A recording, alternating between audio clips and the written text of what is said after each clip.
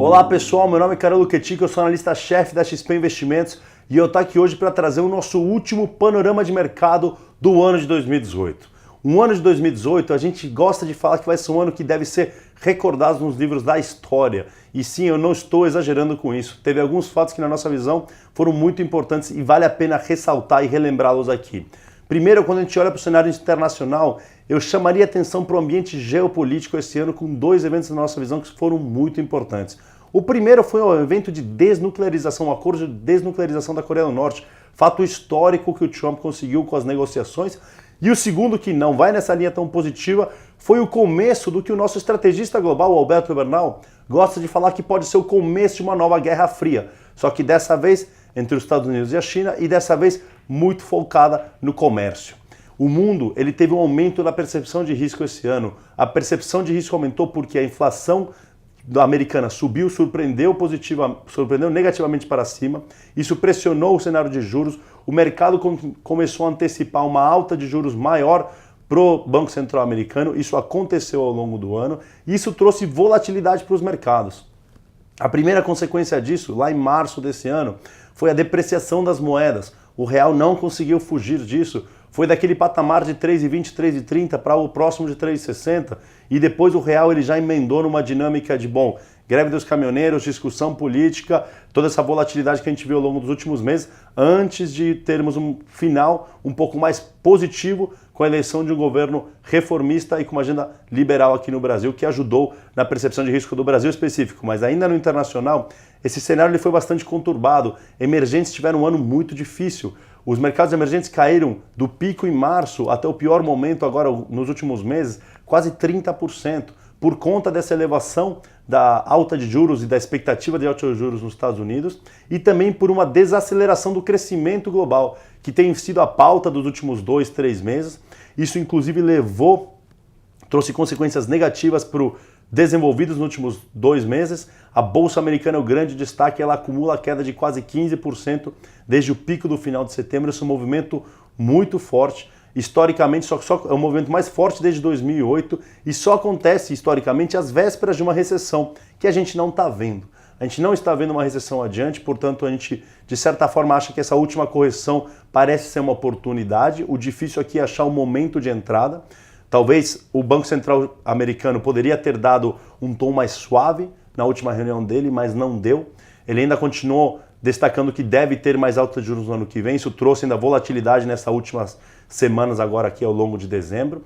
Mas o ponto aqui é quando a gente entra para 2019, a gente espera que o crescimento global seja um pouco mais fraco sim, mas se estabilize.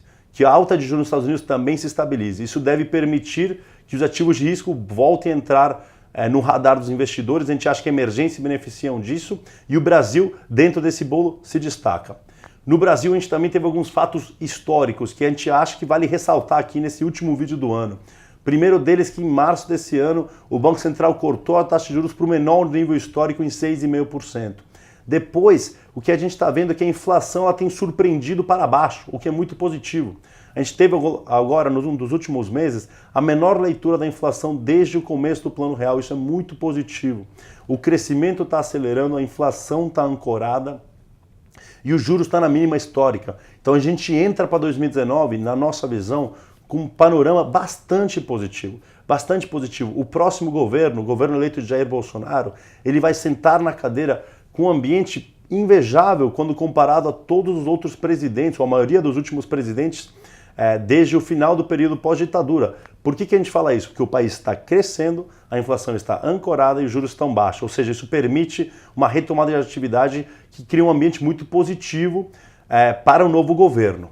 O ponto aqui é que esse ambiente ele tem que ser aproveitado. O novo governo tem que aproveitar esse momento mais positivo, aproveitar a boa vontade que o mercado e que a população está dando com uma popularidade alta do novo governo para endereçar as reformas que precisam ser feitas. Se nada for feito na reforma da Previdência especificamente, o Brasil vai ter um problema muito grave e esse momento mais positivo vai durar pouco.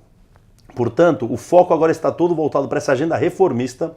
A gente acha que tem espaço para unir uma frente de apoio dentro do Congresso que faria com que essa agenda reformista seja endereçada, mas a gente precisa ter mais visibilidade disso. E à medida que essa visibilidade melhorar, ou seja, O que eu chamo de visibilidade?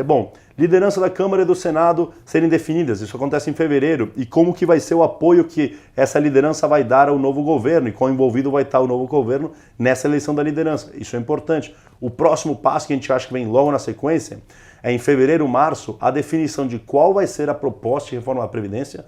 Vão usar a do Temer ou não, vão propor uma nova, vão fatiá-la, tudo isso já foi discutido na mídia ao longo dos últimos meses. É importante deixar claro para que a gente possa estimar a probabilidade de aprovação disso, e uma vez que isso acontecer, a gente acha que tem um espaço positivo para que esse ambiente de Brasil mais positivo, junto com essa popularidade alta do governo, permita que essa agenda reformista seja endereçada.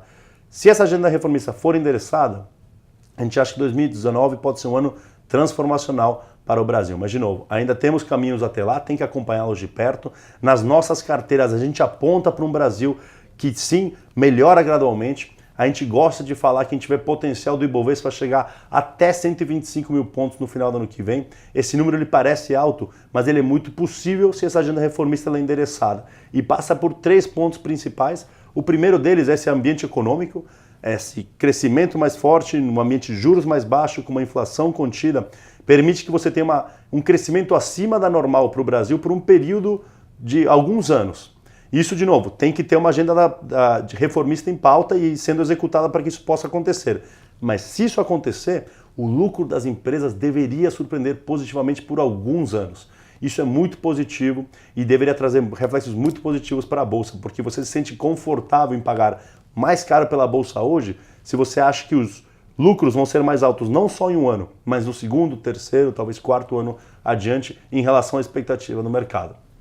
Também, para finalizar, é importante destacar que a alocação para a Bolsa ainda é baixa. Os fundos brasileiros, em média, têm 6,5% dos ativos em Bolsa, isso é baixo. A média histórica é quase 8,5%, chegou a ser 14% no pico. A gente acha que nesse ambiente, de novo, de crescimento que pode surpreender para cima, com inflação contida e com juros baixos, você deveria ter uma alocação para a Bolsa que aumenta e ajuda a dar sustentação. E o último ponto aqui é o fluxo estrangeiro vindo para o Brasil. A gente acha que isso é uma história mais do segundo semestre do ano que vem, com essa agenda reformista já endereçada, mas que também daria força para a Bolsa brasileira.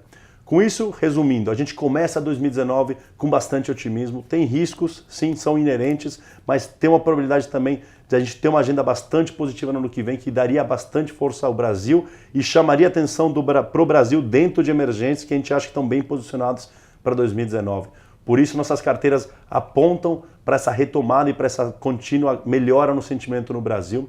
Com isso, eu queria deixar vocês com uma mensagem final de otimismo. A gente espera volatilidade sim em 2019, mas a gente aguarda 2019 com bastante otimismo e a gente vê um ano de muitas oportunidades no Brasil. Eu agradeço enormemente vocês terem nos assistido ao longo desse ano. Eu desejo boas festas e um bom final de ano a todos. Aguardamos vocês no ano que vem com muita ansiedade e muito otimismo. Para mais detalhes em relação a tudo que a gente fala e escreve, acesse a página de análise no xpi.com.br. E de novo, muito obrigado e boas festas a todos.